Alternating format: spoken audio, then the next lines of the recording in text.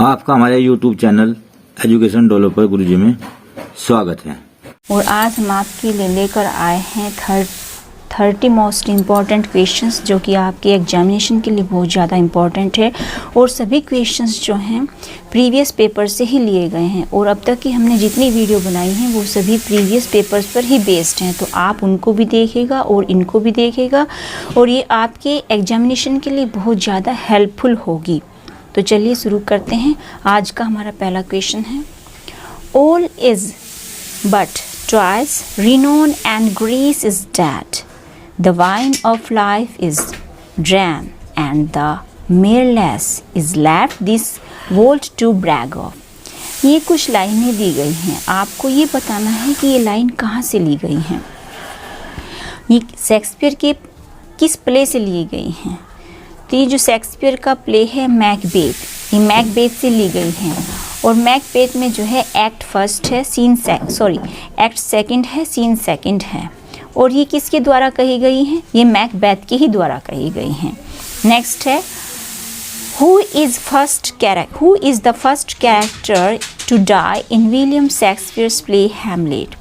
William Shakespeare का जो play है हैमलेट, उसमें पहला जो है कैरेक्टर जिसकी डेथ हो जाती है वो कौन सा है। तो इसमें पोलोनियस है। और पोलोनियस कौन है, ये ओफेलिया के फादर हैं। और ओफेलिया जो है हैमलेट की बिलव्ड है।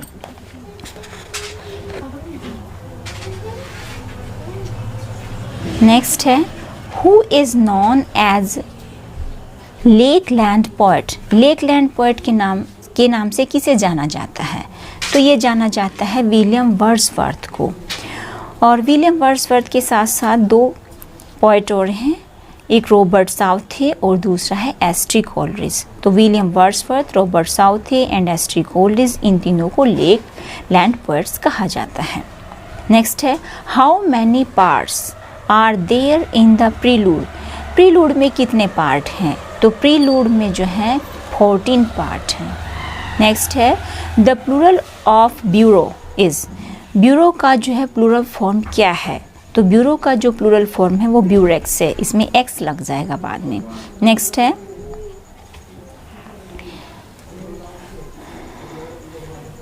The adjective form of boast.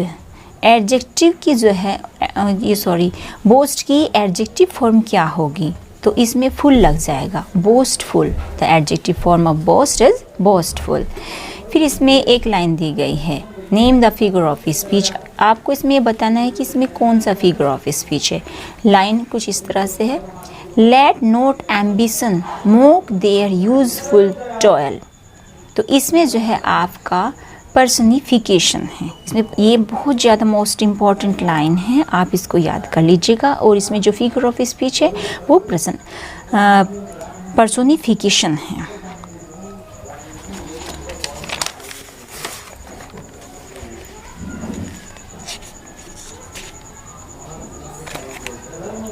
Next है, the dark flower bye John Galsworthy is a. ये जो डार्क फ्लावर है ये जॉन गाल्सवर्थी ने लिखा है। तो ये क्या है, ये एक लव नॉवल है। डार्क फ्लावर जो है एक लव नॉवल है। नेक्स्ट है, what is the main theme of most of Galsworthy's plays. Galsworthy के जो प्लेज हैं, अधिकतर जो प्लेज हैं, उनकी मेन थीम क्या है। तो उनकी मेन थीम है social problems of his time. उनके अपने समय की जो है सोशल प्रॉब्लम्स जो थी वही उनके प्लेज की मेन थीम रही है।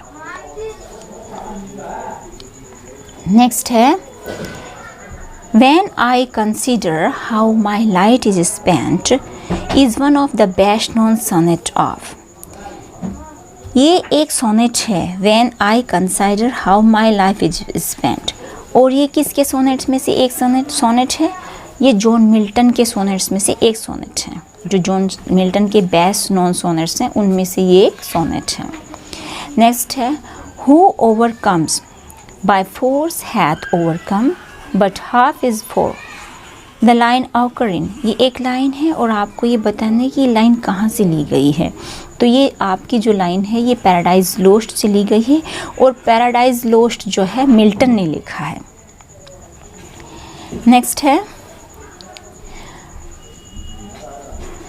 The title sound, the sound and the fury is taken from. ये जो एक टाइटल है the sound and the fury, ये कहाँ से लिया गया है?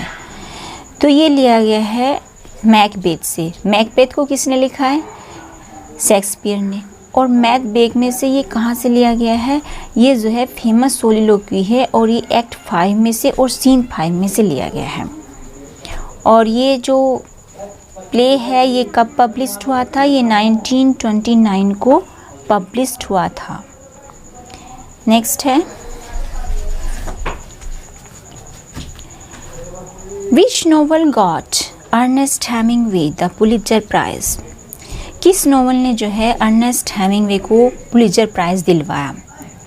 तो ये नोवेल है the Old Man and the Sea. और ये जो है क्लासिकल नोवेल है और इसी नोवेल के लिए उन्हें नोबेल प्राइज़ भी मिला। ये जो है 1954 में इनको नोबेल प्राइज़ भी दिया गया और पुलित्जर प्राइज़ जो है इनको 1953 में दिया गया है इसी नोवेल के लिए। तो एक नोवेल से इनको 2 प्राइज़ मिले, एक नोबेल और दूसरा पुलित्जर। नेक्स्ट है the character Robert Jordan figures in. ये एक कैरेक्टर है, रॉबर्ट जॉर्डन इनका नाम है। तो ये किस में है? ये जो है फॉर हुम द बेल टोल्स। ये फॉर हुम द बेल टोल्स एक नोवेल है जो कि 1940 में पब्लिश्ड हुआ था। और ये किसका नोवेल है? ये अर्नेस्ट हेमिंगवे का नोवेल है और ये भी एक फेमस नोवेल है। फॉर हुम द बेल टोल्स में जो है रॉबर्ट जॉर्डन है और इसको लिखा गया है अर्नेस्ट हेमिंगवे के द्वारा और ये पब्लिश्ड हुआ था 1940 में। नेक्स्ट है the first 8 lines of a sonnet are called.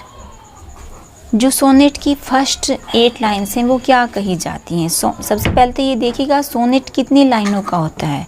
तो सोनेट जो है 14 लाइन्स का होता है। तो 14 लाइन्स में जो पहले की 8 लाइन्स हैं उन्हें क्या कहते हैं? उन्हें कहा जाता है ऑक्टेव। ऑक्टेव जो है फर्स्ट 8 लाइन्स है। सेकंड हमारी 6 लाइन्स बची तो 6 लाइन्स को बोलेंगे सेस्टेट। ये लास्ट 6 लाइन्स जो है वो सेस्टेट है। तो सोनेट किससे बनता है? ये फर्स्ट 8 लाइन्स से, और फर्स्ट 8 लाइन्स को ऑक्टेव बोलते हैं और जो हमारी लास्ट 6 लाइन्स हैं वो सेस्टेट। तो ये ऑक्टेव प्लस सेस्टेट से इसका स्ट्रक्चर बनता है। नेक्स्ट है who introduced the sonnet in English poetry. English poetry में सोनेट को किसने इंट्रोड्यूस्ड किया था? तो इसको इंट्रोड्यूस किया गया था सर थॉमस वाइट के द्वारा। नेक्स्ट है गिव वन वर्ड फॉर। आपको यहाँ पर एक वर्ड लिखना है तो वो कौन सा होगा? ये है medical study of skin and it's diseases.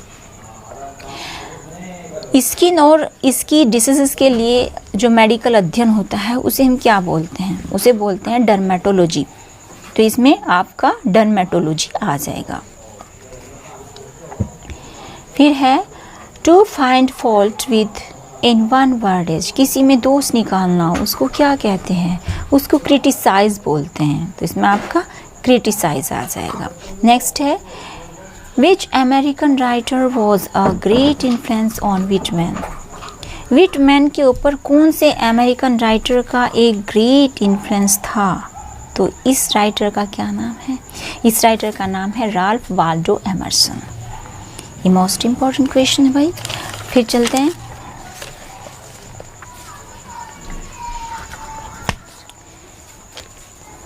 Question number 20 है वोल्ट विटमैन्स पोएम है क्रॉसिंग ब्रुकलिन फेरी कंटेन्स। वोल्ट विटमैन की पोएम है क्रॉसिंग ब्रुकलिन फेरी।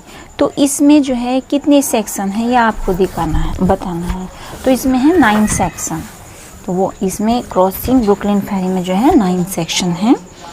नेक्स्ट है the middle name of Robert Frost is. सभी लोग जानते हैं कि रॉबर्ट फ्रॉस्ट का सभी कहते हैं कि रॉबर्ट फ्रॉस्ट, लेकिन रॉबर्ट फ्रॉस्ट के नाम में एक और नाम जुड़ता है, यानी कि जो मिडल में है वो पूछ रहे हैं। तो इसका जो मिडल नेम क्या है? तो रॉबर्ट ली फ्रॉस्ट। इसमें बोलेंगे रॉबर्ट ली, इसमें जो है ली आएगा LEE ली। तो रॉबर्ट ली फ्रॉस्ट, इनका जो फुल नाम होगा वो रॉबर्ट ली फ्रॉस्ट होगा। नेक्स्ट है what is the life span of Robert Frost. कि रॉबर्ट फ्रॉस्ट का जो है लाइफ स्पैन क्या है, तो इनका जो लाइफ स्पैन है वो 1874 से 1963 तक का इनका लाइफ स्पैन है और ये जो है एक अमेरिकन पोएट हैं।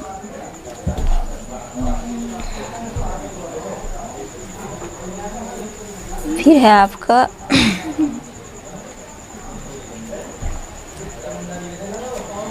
Naseem Ezekiel's poem Background Casually is written about. ये नसीम एज़गिल की पोएम है बैकग्राउंड कैजुअली और ये बहुत मोस्ट इम्पॉर्टेंट पोएम है। इसमें से एक ना एक क्वेश्चन ज़रूर पूछा जाता है। तो ये किसके बारे में लिखी है इन्होंने, ये अपने बारे में लिखी है और ये तो इसमें हिमसेल्फ आ जाएगा और ये ऑटोबायोग्राफिकल है क्योंकि अपने बारे में लिखी तो ऑटोबायोग्राफिकल तो होगी। और ये किसको रिफ्लेक्ट करती है, ये जो है हिज लव फॉर रिलीजन, धर्म के लिए उनके प्रेम को रिफ्लेक्ट करती है। नेक्स्ट है the theme of Nissim Ezekiel's poetry is. ये जो नसीम एज़गिल्स की पोइट्री की जो थीम है वो क्या है, तो वो है life in the city.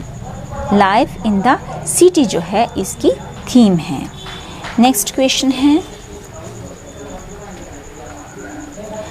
How many books did मुल्क राज आनंद पब्लिश बिफोर 1935। ये मुल्क राज आनंद ने जो है 1935 से पहले अपनी कितनी बुक्स को लिखा था, पब्लिश किया था। तो इसमें जो है इनकी पांच बुक थी। वो कौन कौन सी थी, फर्स्ट है पर्शियन पेंटिंग, सेकंड है Curries and Other Indian Dishes, third है the Hindu View of Art, fourth है the Lost Child and Other Stories, fifth है द गोल्डन ब्रेथ। तो ये आप पांचों देख लीजिएगा। क्वेश्चन 26 है मुल्क राज आनंद्स फादर वॉज अ क्लर्क इन। ये मुल्क राज आनंद के जो फादर हैं वो एक क्लर्क थे, हेड क्लर्क थे ये। तो वो किस में थे, ये आर्मी में थे। कौन सी आर्मी थी वो, ये थी ब्रिटिश आर्मी थी और रेजिमेंट कौन सी थी, डोगरा रेजिमेंट। तो ये Dogra regiment of the British army में हेड क्लर्क थे इनके पिताजी। नेक्स्ट है the old play house by Kamala Das is a poem of. ये जो ओल्ड प्ले हाउस है कमला दास जी के द्वारा, ये एक पोएम है। तो ये क्या है, तो ये प्रोटेस्ट है अगेंस्ट मेल डोमिनेशन। तो इसमें जो है प्रोटेस्ट अगेंस्ट मेल डोमिनेशन आ जाएगा। नेक्स्ट है who is the author of Summer in Calcutta. Summer in Calcutta के जो है ऑथर कौन है, वो कमला दास जी हैं। समर इन कैलकाटा को जो किसने लिखा है, वो कमला दास ने है। और कमला दास का जो निक नेम है वो रियल नेम है वो माधवी कुटी है। नेक्स्ट है Which of the following plays has been described by T.S. Eliot as an artistic failure? T.S. Eliot ने हैमलेट के द्वारा लिखी हुई